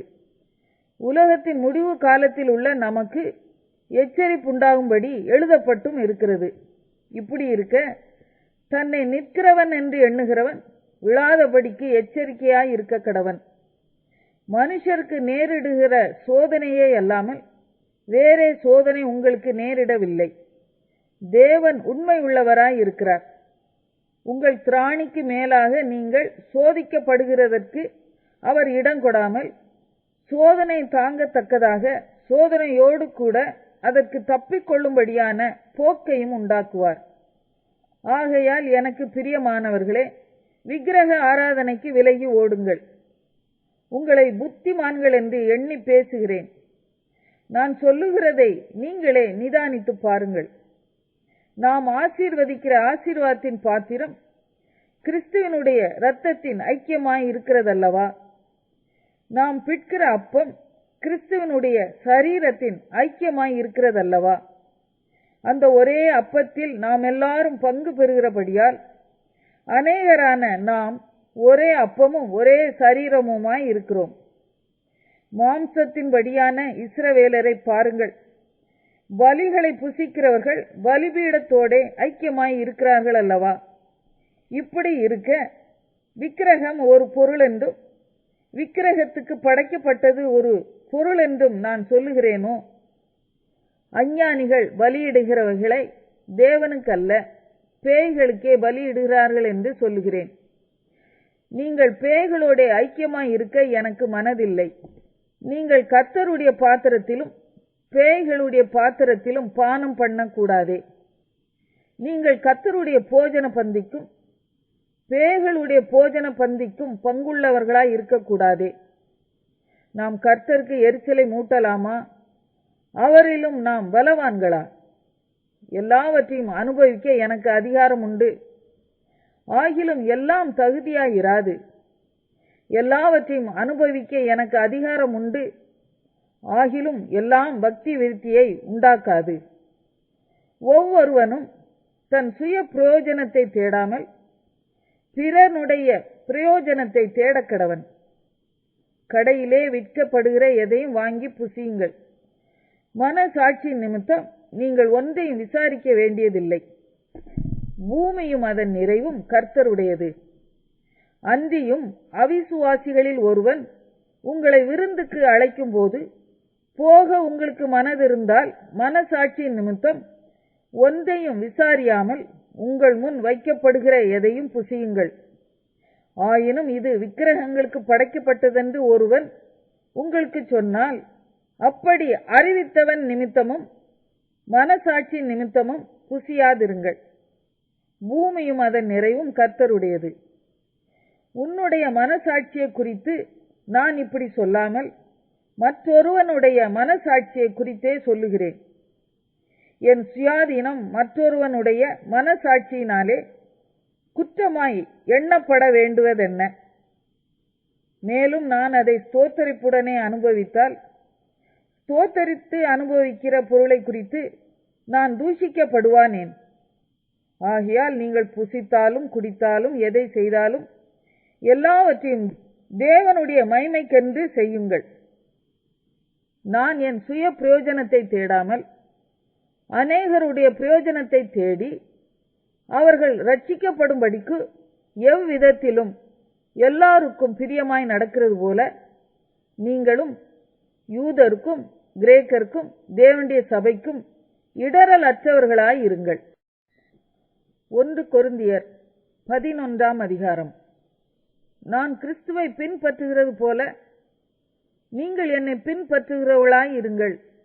சகோதரரே, நீங்கள் எல்லாவற்றிலும் என்னை நினைத்து கொண்டு நான் உங்களுக்கு ஒப்புவித்தபடி நீங்கள் கட்டளைகளை கைக்கொண்டு வருகிறது நிமித்தம் உங்களை புகழுகிறேன். ஒவ்வொரு புருஷனுக்கும் கிறிஸ்து தலையாய் இருக்கிறார் என்றும் ஸ்திரீக்கு புருஷன் தலையாய் இருக்கிறான் என்றும் கிறிஸ்துவுக்கு தேவன் தலையாய் இருக்கிறார் என்றும் நீங்கள் அறிய வேண்டும் என்று விரும்புகிறேன். ஜெபம் பண்ணுகிற போதாவது தீர்க்க தரிசனம் சொல்லுகிற போதாவது தன் தலையை மூடிக்கொண்டிருக்கிற எந்த புருஷனும் தன் தலையை கனவீனப்படுத்துகிறான். ஜெபம் பண்ணுகிற போதாவது தீர்க்க தரிசனம் சொல்லுகிற போதாவது தன் தலையை மூடிக்கொள்ளாது இருக்கிற எந்த ஸ்திரீயும் தன் தலையை கனவீனப்படுத்துகிறாள். அது அவளுக்கு தலை சிரைக்கப்பட்டது போல் இருக்குமே. ஸ்திரீயானவள் முக்காடிட்டு கொள்ளாவிட்டால் தலைமயிரையும் கத்தரித்து போட கடவள். தலைமயிர் கத்தரிக்கப்படுகிறதும் சிரைக்கப்படுகிறதும் ஸ்திரீக்கு வெட்கமானால் முக்காடிட்டு கொண்டிருக்க கடவள். புருஷனானவன் தேவனுடைய சாயலும் மகிமையுமாய் இருக்கிறபடியால் தன் தலையை மூடிக்கொள்ள வேண்டுவதில்லை. ஸ்திரீயானவள் புருஷனுடைய மகிமையாய் இருக்கிறாள். புருஷன் ஸ்திரீயிலிருந்து தோன்றினவன் அல்ல, ஸ்திரீயே புருஷனிலிருந்து தோன்றினவள். புருஷன் ஸ்திரீக்காக சிருஷ்டிக்கப்பட்டவன் அல்ல, ஸ்திரீயே புருஷனுக்காக சிருஷ்டிக்கப்பட்டவள்.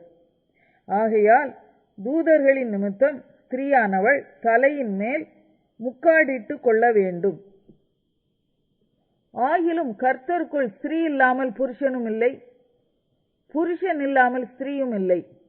ஸ்திரீயானவள் புருஷனிலிருந்து தோன்றுகிறது போல புருஷனும் ஸ்திரீயினால் தோன்றுகிறான். சகலமும் தேவனால் உண்டாயிருக்கிறது. ஸ்திரீயானவள் தேவனை நோக்கி ஜெபம் பண்ணுகையில் தன் தலையை மூடிக்கொள்ளாமல் இருக்கிறது லட்சணமாய் இருக்குமோ என்று உங்களுக்குள்ளே நிதானித்துக் கொள்ளுங்கள். புருஷன் மயிரை நீளமாய் வளர்க்கிறது அவனுக்கு கனவீனமாய் இருக்கிறதென்றும் ஸ்திரீ தன் மயிரை நீளமாய் வளர்க்கிறது அவளுக்கு மகிமையாய் இருக்கிறதென்றும் சுவாபமே உங்களுக்கு போதிக்கிறதில்லையா? தலைமயிர் அவளுக்கு முக்காடாக கொடுக்கப்பட்டு இருக்கிறதே. ஆகிலும் ஒருவன் வாக்குவாதம் செய்ய மனதாய் இருந்தால் எங்களுக்கும் தேவனுடைய சபைகளுக்கும் அப்படிப்பட்ட வழக்கமில்லை என்று அறிய கடவன். உங்களை புகழாமல் இதை குறித்து உங்களுக்கு கட்டளை கொடுக்கிறேன். நீங்கள் கூடி வருதல் நன்மைக்கேதுவாய் இராமல் தீமைக்கேதுவாய் இருக்கிறதே. முதலாவது நீங்கள் சபையிலே கூடி வந்திருக்கும் போது உங்களில் பிரிவினைகள் உண்டென்று கேள்விப்படுகிறேன். அதில் சிலவற்றை நம்புகிறேன். உங்களில் உத்தமர்கள் இன்னார் என்று வெளியாகும்படிக்கு மார்க்க பேதங்களும் உங்களுக்குள்ளே உண்டாயிருக்க வேண்டியதே. நீங்கள் ஓரிடத்தில் கூடி வரும்போது அவனவன் தன் தன் சொந்த போஜனத்தை முந்தி சாப்பிடுகிறான். ஒருவன் பசியாயிருக்கிறான், ஒருவன் வெறியாயிருக்கிறான். இப்படி செய்கிறது கர்த்தருடைய ராப்போஜனம் பண்ணுதல் அல்லவே. புசிக்கிறதற்கும் குடிக்கிறதற்கும் உங்களுக்கு வீடுகள் இல்லையா? தேவனுடைய சபையை அசட்டை பண்ணி இல்லாதவர்களை வெட்கப்படுத்துகிறீர்களா? உங்களுக்கு நான் என்ன சொல்லுவேன்? இதை குறித்து உங்களை புகழ்வேனோ? புகழேன். நான் உங்களுக்கு ஒப்புவித்ததை கர்த்தரிடத்தில் பெற்றுக்கொண்டேன். என்னவெனில், கர்த்தராகிய இயேசு தாம் காட்டி கொடுக்கப்பட்ட அன்று ராத்திரியிலே அப்பத்தை எடுத்து ஸ்தோத்திரம் பண்ணி அதை பிட்டு, நீங்கள் வாங்கி புசியுங்கள், இது உங்களுக்காக பிற்கப்படுகிற என்னுடைய சரீரமாய் இருக்கிறது, என்னை நினைவு கூறும்படி இதை செய்யுங்கள் என்றார். போஜனம் பண்ணின பின்பு அவர் அந்தப்படியே பாத்திரத்தையும் எடுத்து, இந்த பாத்திரம் என் இரத்தத்தினால் ஆகிய புதிய உடன்படிக்கையாய் இருக்கிறது, நீங்கள் இதை பானம் பண்ணும் போதெல்லாம் என்னை நினைவு கூறும்படி இதை செய்யுங்கள் என்றார். ஆகையால் நீங்கள் இந்த அப்பத்தை புசித்து இந்த பாத்திரத்தில் பானம் பண்ணும் போதெல்லாம் கர்த்தர் வருமளவும் அவருடைய மரணத்தை தெரிவிக்கிறீர்கள். இப்படி இருக்க எவன் அபாத்திரமாய் கர்த்தருடைய அப்பத்தை புசித்து அவருடைய பாத்திரத்தில் பானம் பண்ணுகிறானோ அவன் கர்த்தருடைய சரீரத்தையும் இரத்தத்தையும் குறித்து குற்றமுள்ளவனாய் இருப்பான். எந்த மனுஷனும் தன்னைத்தானே சோதித்தறிந்து இந்த அப்பத்தில் புசித்து இந்த பாத்திரத்தில் பானம் பண்ண கடவன். எண்ணத்தினால் எனில் அபாத்திரமாய் போஜனம் பானம் பண்ணுகிறவன் கர்த்தருடைய சரீரம் இன்னதென்று நிதானித்து அறியாததினால் தனக்கு ஆக்கினை தீர்ப்பு வரும்படி போஜன பானம் பண்ணுகிறான். இது நிமித்தம் உங்களில் அநேகர் பலவீனரும் வியாதி உள்ளவர்களுமாய் இருக்கிறார்கள், அநேகர் நித்திரையும் அடைந்திருக்கிறார்கள். நம்மை நாமே நிதானித்து அறிந்தால் நாம் நியாயம் தீர்க்கப்படும். நாம் நியாயம் தீர்க்கப்படும் போது உலகத்தோட ஆக்கினைக்குள்ளாக தீர்க்கப்படாதபடிக்கு கர்த்தராலே சிட்சிக்கப்படுகிறோம். ஆகையால் என் சகோதரரே, நீங்கள் போஜனம் பண்ண கூடி வரும்போது ஒருவருக்காக ஒருவர் காத்திருங்கள். நீங்கள் ஆக்கினைக்கு ஏதுவாக கூடி வராதபடிக்கு ஒருவனுக்கு பசி இருந்தால் வீட்டிலே சாப்பிட கடவன். மற்ற காரியங்களை நான் வரும்போது திட்டம் பண்ணுவேன். 1 கொரிந்தியர் 12ஆம் அதிகாரம். அன்றியும் சகோதரரே, ஆவிக்குரிய வரங்களை குறித்து நீங்கள் அறியாதிருக்க எனக்கு மனதில்லை. நீங்கள் அஞ்ஞானிகளாய் இருந்த போது ஏவப்பட்டபடியே ஊமையான விக்கிரகங்களிடத்தில் மனதை செலுத்தினீர்கள் என்று உங்களுக்கு தெரியுமே.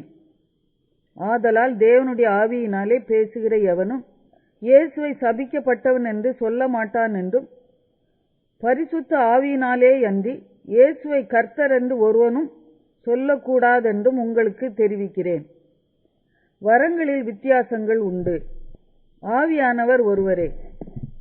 ஊழியங்களிலேயும் வித்தியாசங்கள் உண்டு, கர்த்தர் ஒருவரே. கிரியைகளிலேயும் வித்தியாசங்கள் உண்டு, எல்லாருக்குள்ளும் எல்லாவற்றையும் நடப்பிக்கிற தேவன் ஒருவரே. ஆவியினுடைய அனுக்கிரகம் அவனவனுடைய பிரயோஜனத்துக்கென்று அளிக்கப்பட்டு இருக்கிறது.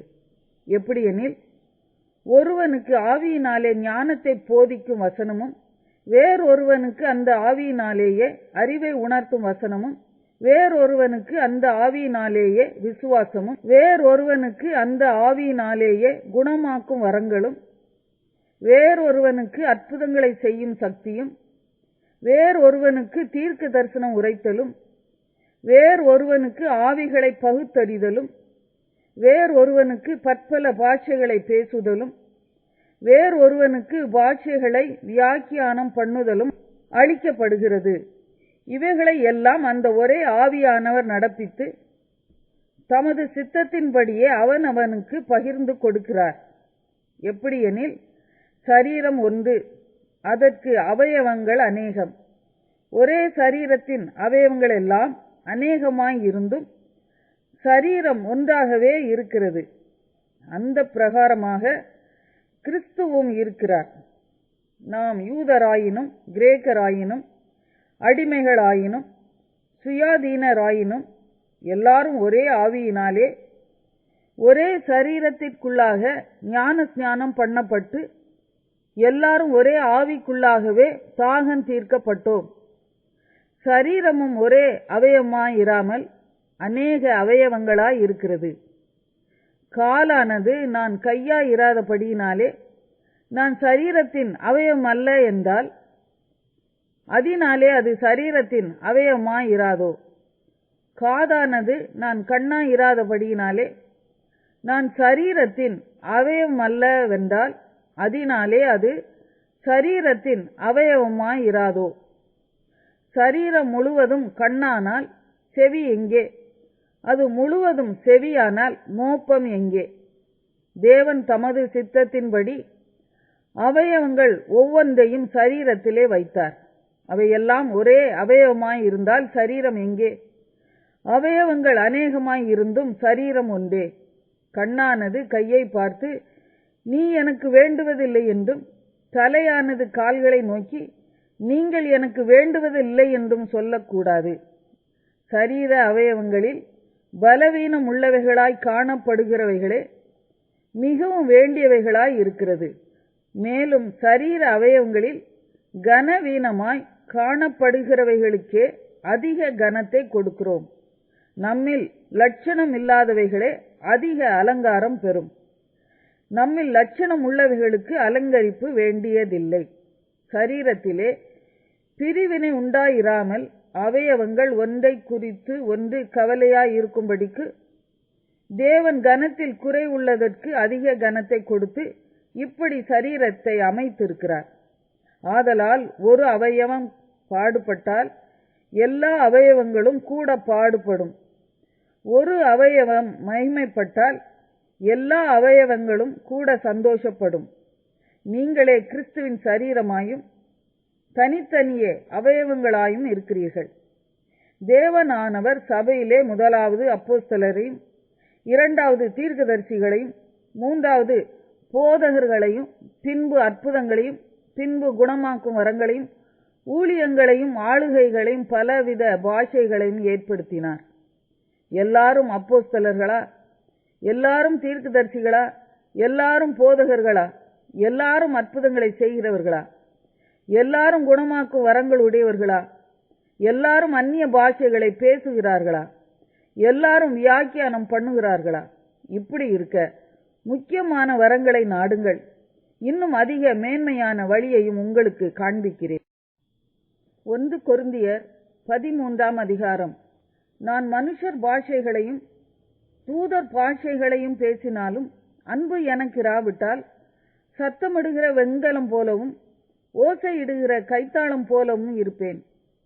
நான் தீர்க்க தரிசன வரத்தை உடையவனாய் இருந்து சகல ரகசியங்களையும் சகல அறிவையும் அறிந்தாலும், மலைகளை பெயர்க்கத்தக்கதாக சகல விசுவாசம் உள்ளவனாய் இருந்தாலும், அன்பு எனக்கு இராவிட்டால் நான் ஒன்றுமில்லை. எனக்கு உண்டான யாவற்றையும் நான் அன்னதானம் பண்ணினாலும், என் சரீரத்தை சுட்டரிக்கப்படுவதற்கு கொடுத்தாலும், அன்பு எனக்கு இராவிட்டால் எனக்கு பிரயோஜனம் ஒன்றுமில்லை. அன்பு நீடிய சாந்தமும் தயவும் உள்ளது. அன்புக்கு பொறாமை இல்லை. அன்பு தன்னை புகழாது, இருமாப்பாய் இராது, அயோக்கியமானதை செய்யாது, தற்பொழிவை நாடாது, சினமடையாது, தீங்கு நினையாது. அநியாயத்தில் சந்தோஷப்படாமல் சத்தியத்தில் சந்தோஷப்படும். சகலத்தையும் தாங்கும், சகலத்தையும் விசுவாசிக்கும், சகலத்தையும் நம்பும், சகலத்தையும் சகிக்கும். அன்பு ஒரு காலம் ஒழியாது.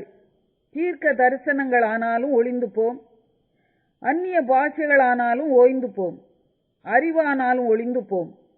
நம்முடைய அறிவு குறை உள்ளது, நாம் தீர்க்க தரிசனம் சொல்லுதலும் குறை உள்ளது. நிறைவானது வரும்போது குறைவானது ஒளிந்து போம்.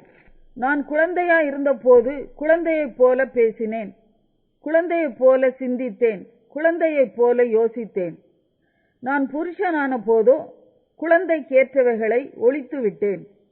இப்பொழுது கண்ணாடியிலே நிழலாட்டமாய் பார்க்கிறோம், அப்பொழுது முகமுகமாய் பார்ப்போம். இப்பொழுது நான் குறைந்த அறிவுள்ளவன், அப்பொழுது நான் அறியப்பட்டிருக்கிறபடியே அறிந்து கொள்வேன். இப்பொழுது விசுவாசம், நம்பிக்கை, அன்பு இம்மூன்றும் நிலைத்திருக்கிறது. இவைகளில் அன்பே பெரியது. 1 கொரிந்தியர் 14ஆம் அதிகாரம். அன்பை நாடுங்கள், ஞான வரங்களையும் விரும்புங்கள், விசேஷமாய் தீர்க்க தரிசன வரத்தை விரும்புங்கள். ஏனெனில் அந்நிய பாஷையில் பேசுகிறவன் ஆவியினாலே ரகசியங்களை பேசினாலும் அவன் பேசுகிறதை ஒருவனும் அறியாதிருக்கிறபடியினாலே அவன் மனுஷரிடத்தில் பேசாமல் தேவனிடத்தில் பேசுகிறான். தீர்க்க தரிசனம் சொல்லுகிறவனோ மனுஷருக்கு பக்தி விருத்தியும் புத்தியும் ஆறுதலும் உண்டாகத்தக்கதாக பேசுகிறான். அந்நிய பாஷையில் பேசுகிறவன் தனக்கே பக்தி விருத்தி உண்டாக பேசுகிறான். தீர்க்க தரிசனம் சொல்லுகிறவனோ சபைக்கு பக்தி விருத்தி உண்டாக பேசுகிறான். நீங்கள் எல்லாரும் அந்நிய பாஷைகளை பேசும்படி விரும்புகிறேன். ஆகிலும் அந்நிய பாஷைகளில் பேசுகிறவன் சபைக்கு பக்தி விருத்தி உண்டாகும்படிக்கு அர்த்தத்தையும் சொல்லாவிட்டால் தீர்க்க தரிசனம் சொல்லுகிறவன் அவனிலும் மேன்மையுள்ளவன். ஆதலால் நீங்கள் தீர்க்க தரிசனம் சொல்லுகிறவர்களாக வேண்டும் என்று அதிகமாய் விரும்புகிறேன். மேலும் சகோதரரே, நான் உங்களிடத்தில் வந்து உங்களுக்கு இரகசியங்களை வெளிப்படுத்துவதற்காவது, அறிவுண்டாக்குவதற்காவது, தீர்க்க தரிசனத்தை அறிவிக்கிறதற்காவது, போதகத்தை போதிக்கிறதற்காவது ஏதுவானதை சொல்லாமல் அந்நிய பாஷைகளில் பேசினால் என்னாலே உங்களுக்கு பிரயோஜனம் என்ன? அப்படியே புல்லாங்குழல், சுரமண்டலம் முதலாகிய சத்தமிடுகிற உயிரில்லாத வாத்தியங்கள் தொனிகளில் வித்தியாசம் காட்டாவிட்டால், குழலாலே ஊதப்படுகிறதும் சுரமண்டலத்தாலே வாசிக்கப்படுகிறதும் இன்னதென்று எப்படி தெரியும்? அந்தப்படி எக்காலமும் விளங்காத சத்தமிட்டால் எவன் யுத்தத்திற்கு ஆயத்தம் பண்ணுவான்? அதுபோல நீங்களும் தெளிவான பேச்சை நாவினால் வசனியாவிட்டால் பேசப்பட்டது இன்னதென்று எப்படி தெரியும்? ஆகாயத்தில் பேசுகிறவர்களாய் இருப்பீர்களே. உலகத்திலே எத்தனையோ விதமான பாஷைகள் உண்டாயிருக்கிறது. அவைகளில் ஒன்றும் அர்த்தமில்லாததல்ல. ஆயினும் பாஷையின் கருத்தை நான் அறியாமல் இருந்தால் பேசுகிறவனுக்கு அந்நியனாய் இருப்பேன், பேசுகிறவனும் எனக்கு அந்நியனாய் இருப்பான். நீங்களும் ஆவிக்குரிய வரங்களை நாடுகிறவர்கள் ஆனபடியால் சபைக்கு பக்தி விருத்தி உண்டாகத்தக்கதாக அவைகளில் தேரும்படி நாடுங்கள். அந்தப்படி அந்நிய பாஷையில் பேசுகிறவன் அதன் அர்த்தத்தையும் சொல்லத்தக்கதாக விண்ணப்பம் பண்ண கடவன். எண்ணத்தினாலெனில் நான் அந்நிய பாஷையிலே விண்ணப்பம் பண்ணினால் என் ஆவி விண்ணப்பம் பண்ணுமே அன்றி என் கருத்து பயனற்றதாயிருக்கும். இப்படி இருக்க செய்ய வேண்டுவதென்ன? நான் ஆவியோடும் விண்ணப்பம் பண்ணுவேன், கருத்தோடும் விண்ணப்பம் பண்ணுவேன். நான் ஆவியோடும் பாடுவேன், கருத்தோடும் பாடுவேன். இல்லாவிட்டால் நீ ஆவியோடு ஸ்தோத்திரம் பண்ணும்போது கல்லாதவன் உன் ஸ்தோத்திரத்திற்கு ஆமேன் என்று எப்படி சொல்லுவான்? நீ பேசுகிறது இன்னதென்று அவன் அறியானே. நீ நன்றாய் ஸ்தோத்திரம் பண்ணுகிறாய், ஆகிலும் மற்றவன் பக்தி விருத்தி அடைய மாட்டானே. உங்கள் எல்லாரிலும் நான் அதிகமாய் பாஷைகளை பேசுகிறேன், இதற்காக என் தேவனை ஸ்தோத்தரிக்கிறேன். அப்படி இருந்தும் நான் சபையிலே அந்நிய பாஷையில் 10,000 வார்த்தைகளை பேசுகிறதிலும் மற்றவர்களை உணர்த்தும்படி என் கருத்தோடே 5 வார்த்தைகளை பேசுகிறதே எனக்கு அதிக விருப்பமாயிருக்கும். சகோதரரே, நீங்கள் புத்தியிலே குழந்தைகளாய் இராதேயுங்கள், துர்க்குணத்திலே குழந்தைகளாயும் புத்தியிலோ தேறினவர்களாயும் இருங்கள். மறுபாஷைக்காரராலும் மறு உதடுகளாலும் இந்த ஜனங்களிடத்தில் பேசுவேன், ஆகிலும் அவர்கள் எனக்கு செவி கொடுப்பதில்லை என்று கர்த்தர் சொல்லுகிறார் என்று வேதத்தில் எழுதியிருக்கிறதே. அப்படி இருக்க அந்நிய பாஷைகள் விசுவாசிகளுக்கு அடையாளமாய் இராமல் அவிசுவாசிகளுக்கு அடையாளமாய் இருக்கிறது. தீர்க்க தரிசனமோ அவிசுவாசிகளுக்கு அடையாளமாய் இராமல் விசுவாசிகளுக்கு அடையாளமாய் இருக்கிறது. ஆகையால் சபையார் எல்லாரும் ஏகமாய் கூடி வந்து எல்லாரும் அந்நிய பாஷைகளிலே பேசிக் கொள்ளும் போது கல்லாதவர்களாவது அவிசுவாசிகளாவது உள்ளே பிரவேசித்தால் அவர்கள் உங்களை பைத்தியம் பிடித்தவர்கள் என்பார்கள் அல்லவா? எல்லாரும் தீர்க்க தரிசனம் சொல்லுகையில் அவிசுவாசி ஒருவன் அல்லது கல்லாதவன் ஒருவன் உள்ளே பிரவேசித்தால் அவன் எல்லாராலும் உணர்த்துவிக்கப்பட்டும் எல்லாராலும் நிதானிக்கப்பட்டும் இருப்பான். அவனுடைய இருதயத்தின் அந்தரங்கங்களும் வெளியரங்கமாகும். அவன் முகங்குப்புற விழுந்து தேவனை பணிந்து கொண்டு தேவன் மெய்யாய் உங்களுக்குள்ளே இருக்கிறார் என்று அறிக்கையிடுவான். நீங்கள் கூடி வந்திருக்கிற போது உங்களில் ஒருவன் சங்கீதம் பாடுகிறான், ஒருவன் போதகம் பண்ணுகிறான், ஒருவன் அந்நிய பாஷையை பேசுகிறான், ஒருவன் ரகசியத்தை வெளிப்படுத்துகிறான், ஒருவன் வியாக்கியானம் பண்ணுகிறான். சகோதரரே, இது என்ன? சகலமும் பக்தி விருத்திக்கு ஏதுவாக செய்யப்பட கடவது. யாராவது அந்நிய பாஷையிலே பேசுகிறது உண்டானால் அது 2 பேர் மட்டில் அல்லது மிஞ்சினால் 3 பேர் மட்டில் அடங்கவும், அவர்கள் ஒவ்வொருவராய் பேசவும் ஒருவன் அர்த்தத்தை சொல்லவும் வேண்டும். அர்த்தம் சொல்லுகிறவன் இல்லாவிட்டால் சபையிலே பேசாமல் தனக்கும் தேவனுக்கும் தெரிய பேச கடவன். தீர்க்க தரிசிகள் 2 பேராவது 3 பேராவது பேசலாம், மற்றவர்கள் நிதானிக்க கடவர்கள். அங்கே உட்கார்ந்திருக்கிற மற்றொருவனுக்கு ஏதாகிலும் வெளிப்படுத்தப்பட்டால் முந்தி பேசினவன் பேசாமல் இருக்க கடவன். எல்லாரும் கற்கிறதற்கும் எல்லாரும் தேறுகிறதற்கும் நீங்கள் அனைவரும் ஒவ்வொருவராக தீர்க்க தரிசனம் சொல்லலாம். தீர்க்கதரிசிகளுடைய ஆவிகள் தீர்க்கதரிசிகளுக்கு அடங்கி இருக்கிறதே. தேவன் கலகத்திற்கு தேவனாயிராமல் சமாதானத்திற்கு தேவனாயிருக்கிறார். பரிசுத்தவான்களுடைய சபைகள் எல்லாவற்றிலேயும் அப்படியே இருக்கிறது. சபைகளில் உங்கள் ஸ்திரீகள் பேசாமல் இருக்க கடவர்கள். பேசும்படிக்கு அவர்களுக்கு உத்தரவில்லை. அவர்கள் அமர்ந்திருக்க வேண்டும். வேதமும் அப்படியே சொல்லுகிறது. அவர்கள் ஒரு காரியத்தை கற்றுக்கொள்ள விரும்பினால் வீட்டிலே தங்கள் புருஷரிடத்தில் விசாரிக்க கடவர்கள். ஸ்திரீகள் சபையிலே பேசுகிறது அயோக்கியமாய் இருக்குமே. தேவ வசனம் உங்களிடத்தில் இருந்தா புறப்பட்டது, அது உங்களிடத்திற்கு மாத்திரமா வந்தது. ஒருவன் தன்னை தீர்க்கதரிசி என்றாவது ஆவியை பெற்றவன் என்றாவது எண்ணினால், நான் உங்களுக்கு எழுதுகிறவைகள் கர்த்தருடைய கற்பனைகள் என்று அவன் ஒத்துக்கொள்ள கடவன்.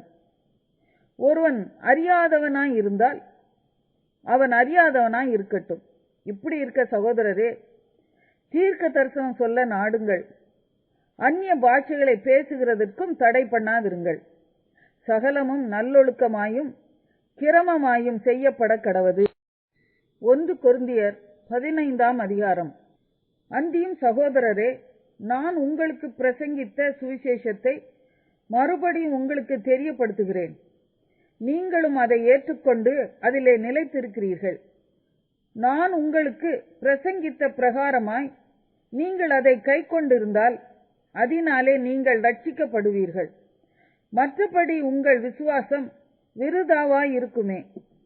நான் அடைந்ததும் உங்களுக்கு பிரதானமாக ஒப்புவித்ததும் என்னவென்றால், கிறிஸ்துவானவர் வேத வாக்கியங்களின்படி நமது பாவங்களுக்காக மரித்து அடக்கம் பண்ணப்பட்டு வேத வாக்கியங்களின்படி 3ஆம் நாளில் உயிர்த்தெழுந்து கேபாவுக்கும் பின்பு 12 தரிசனமானார். அதன் பின்பு அவர் 500 பேருக்கு அதிகமான சகோதரருக்கும் ஒரே வேளையில் தரிசனமானார். அவர்களில் அநேகர் இந்நாள் வரைக்கும் இருக்கிறார்கள். சிலர் மாத்திரம் நித்திரை அடைந்தார்கள். பின்பு யாக்கோபுக்கும் அதன் பின்பு அப்போஸ்தலர் எல்லாருக்கும் தரிசனமானார்.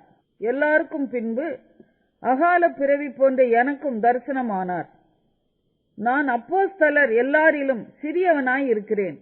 தேவனுடைய சபையை துன்பப்படுத்தினதினாலே நான் அப்போஸ்தலன் என்று பெயர் பெறுவதற்கும் பாத்திரன் அல்ல.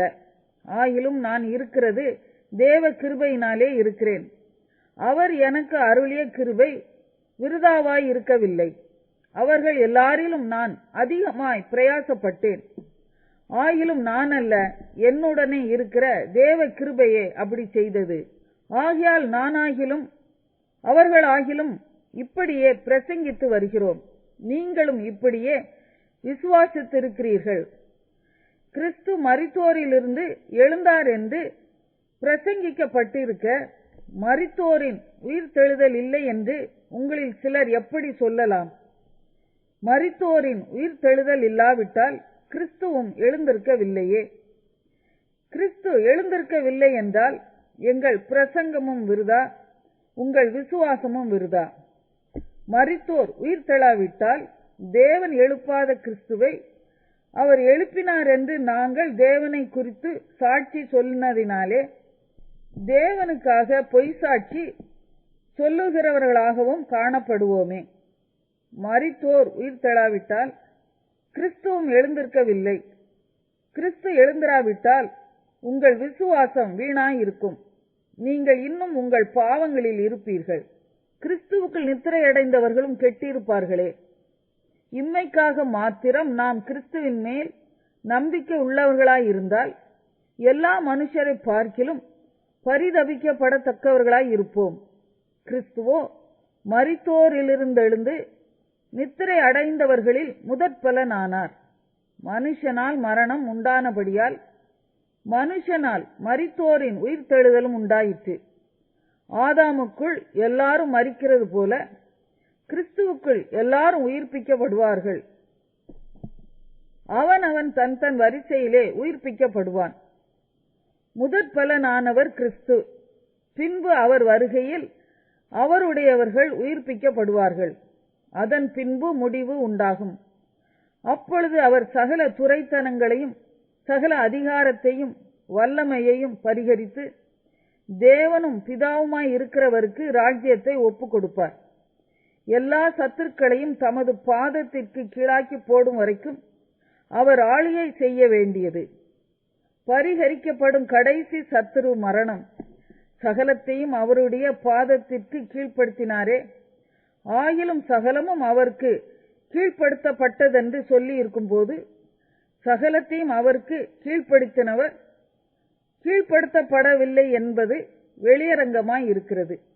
சகலமும் அவருக்கு கீழ்ப்பட்டிருக்கும் போது, தேவனே சகலத்திலும் சகலமுமாய் இருப்பதற்கு குமாரன் தாமும் தமக்கு சகலத்தையும் கீழ்ப்படுத்தினவருக்கு கீழ்ப்பட்டு இருப்பார். மேலும் மரித்தோர் உயிர்த்தெழாவிட்டால் மரித்தவர்களுக்காக ஞான ஸ்நானம் பெறுகிறவர்கள் என்ன செய்வார்கள்? மரித்தவர்களுக்காக ஏன் ஞான ஸ்நானம் பெறுகிறார்கள்? நாங்களும் ஏன் எந்நேரமும் நாச மோசத்திற்கு ஏதுவாய் இருக்கிறோம். நான் அனுதினமும் சாகிறேன். அதை நம்முடைய கர்த்தராகிய கிறிஸ்து இயேசுவினால் உங்களை குறித்து நான் பாராட்டுகிற மேன்மையை கொண்டு சத்தியமாய் சொல்லுகிறேன். நான் எபேசுவிலே துஷ்ட மிருகங்களுடனே போராடினேன் என்று மனுஷர் வழக்கமாய் சொல்லுகிறேன். அப்படி போராடினதினாலே எனக்கு பிரயோஜனம் என்ன? மரித்தோர் உயிர்த்தெழாவிட்டால் புசிப்போம், குடிப்போம், நாளைக்கு சாவோம் என்று சொல்லலாமே. மோசம் போகாதிருங்கள். ஆகாத சம்பாஷணைகள் நல்லொழுக்கங்களை கெடுக்கும். நீங்கள் பாவம் செய்யாமல் நீதி கேட்க விழித்துக்கொண்டு தெளிந்தவர்களாயிருங்கள். சில தேவனை பற்றி அறிவில்லாதிருக்கிறார்களே, உங்களுக்கு வெட்கம் உண்டாக இதை சொல்லுகிறேன். ஆகிலும் மரித்தோர் எப்படி எழுந்திருப்பார்கள்? எப்படிப்பட்ட சரீரத்தோடே வருவார்கள் என்று ஒருவன் சொல்வானாகில், புத்தியீனனே, நீ விதைக்கிற விதை செத்தால் ஒழிய உயிர்க்க மாட்டாதே. நீ விதைக்கிற போது இனி உண்டாகும் மேனியை விதையாமல் கோதுமை அல்லது மற்றொரு தானியத்தினுடைய வெறும் விதையையே விதைக்கிறாய். அதற்கு தேவன் தமது சித்தத்தின்படியே மேனியை கொடுக்கிறார். விதை வகைகள் ஒவ்வொன்றிற்கும் அதற்கேற்ற மேனியை கொடுக்கிறார். எல்லா மாம்சமும் ஒரே விதமான மாம்சம் அல்ல. மனுஷருடைய மாம்சம் வேறே, மிருகங்களுடைய மாம்சம் வேறே, மச்சங்களுடைய மாம்சம் வேறே, பறவைகளுடைய மாம்சம் வேறே. வானத்துக்குரிய மேனிகளும் உண்டு, பூமிக்குரிய மேனிகளும் உண்டு. வானத்துக்குரிய மேனிகளுடைய மகிமையும் வேறே, பூமிக்குரிய மேனிகளுடைய மகிமையும் வேறே. சூரியனுடைய மகிமையும் வேறே, சந்திரனுடைய மகிமையும் வேறே. நட்சத்திரங்களுடைய மகிமையும் வேறே. மகிமையிலே நட்சத்திரத்துக்கு நட்சத்திரம் விசேஷித்திருக்கிறது. மரித்தோரின் உயிர்த்தெழுதலும் அப்படியே இருக்கும். அழிவுள்ளதாய் விதைக்கப்படும், அழிவில்லாததாய் எழுந்திருக்கும். கனவீனம் உள்ளதாய் விதைக்கப்படும், மகிமையுள்ளதாய் எழுந்திருக்கும். பலவீனம் உள்ளதாய் விதைக்கப்படும், பலம் உள்ளதாய் எழுந்திருக்கும். ஜென்ம சரீரம் விதைக்கப்படும், ஆவிக்குரிய சரீரம் எழுந்திருக்கும். ஜென்ம சரீரமும் உண்டு, ஆவிக்குரிய சரீரமும் உண்டு. அந்தபடியே முந்தின மனுஷனாகிய ஆதாம் ஜீவாத்துமாவானான் என்றெழுதியிருக்கிறது. பிந்தின ஆதாம் உயிர்ப்பிக்கிற ஆவியானார். ஆகிலும் ஆவிக்குரிய சரீரம் முந்தினதல்ல, ஜென்ம சரீரமே முந்தினது. ஆவிக்குரிய சரீரம் பிந்தினது. முந்தின மனுஷன் பூமியிலிருந்துண்டான மண்ணானவன். இரண்டாம் மனுஷன் வானத்திலிருந்து வந்த கர்த்தர். மண்ணானவன் எப்படிப்பட்டவனோ மண்ணானவர்களும் அப்படிப்பட்டவர்களே. வானத்துக்குரியவர் எப்படிப்பட்டவரோ வானத்துக்குரியவர்களும் அப்படிப்பட்டவர்களே. மேலும் மண்ணானவனுடைய சாயலை நாம் அணிந்திருக்கிறது போல வானவருடைய சாயலையும் அணிந்து கொள்வோம்.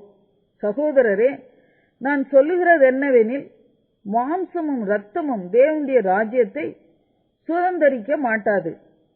அழிவுள்ளது அழியாமையை சுதந்தரிப்பதும் இல்லை. இதோ ஒரு ரகசியத்தை உங்களுக்கு அறிவிக்கிறேன். நாம் எல்லாரும் நித்திரை அடைவதில்லை. ஆகிலும் கடைசி எக்காலம் தொனிக்கும் போது ஒரு நிமிஷத்திலே, ஒரு இமை பொழுதிலே நாம் எல்லாரும் மறுரூபமாக்கப்படுவோம். எக்காலம் தொனிக்கும். அப்பொழுது மரித்தோர் அழிவில்லாதவர்களாய் எழுந்திருப்பார்கள்.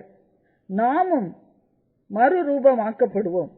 அழிவுள்ளதாகிய இது அழியாமையையும் சாவுக்கேதுவாகிய இது சாவாமையையும் தரித்து கொள்ள வேண்டும். அழிவுள்ளதாகிய இது அழியாமையையும் சாவுக்கேதுவாகிய இது சாவாமையையும் தரித்து கொள்ளும்போது மரணம் ஜெயமாக விழுங்கப்பட்டது என்று எழுதியிருக்கிற வார்த்தை நிறைவேறும். மரணமே உன் கூர் எங்கே? பாதாளமே உன் ஜெயம் எங்கே? மரணத்தின் கூர் பாவம், பாவத்தின் பலன் நியாயப்பிரமாணம். நம்முடைய கர்த்தராகிய இயேசு கிறிஸ்துவினாலே நமக்கு ஜெயம் கொடுக்கிற தேவனுக்கு ஸ்தோத்திரம். ஆகையால் எனக்கு பிரியமான சகோதரரே, கர்த்தருக்குள் நீங்கள் படுகிற பிரயாசம் விருதாவாயிராதென்று அறிந்து நீங்கள் உறுதிப்பட்டவர்களாயும் அசையாதவர்களாயும் கர்த்தருடைய கிரியையிலே எப்பொழுதும் பெருகுகிறவர்களாயும் இருப்பீர்களாக. 1 கொரிந்தியர் 16 அதிகாரம். பரிசுத்தவான்களுக்காக சேர்க்கப்படும் தர்ம பணத்தை குறித்து நான் கலாத்தியா நாட்டு சபைகளுக்கு பண்ணின திட்டத்தின்படியே நீங்களும் செய்யுங்கள்.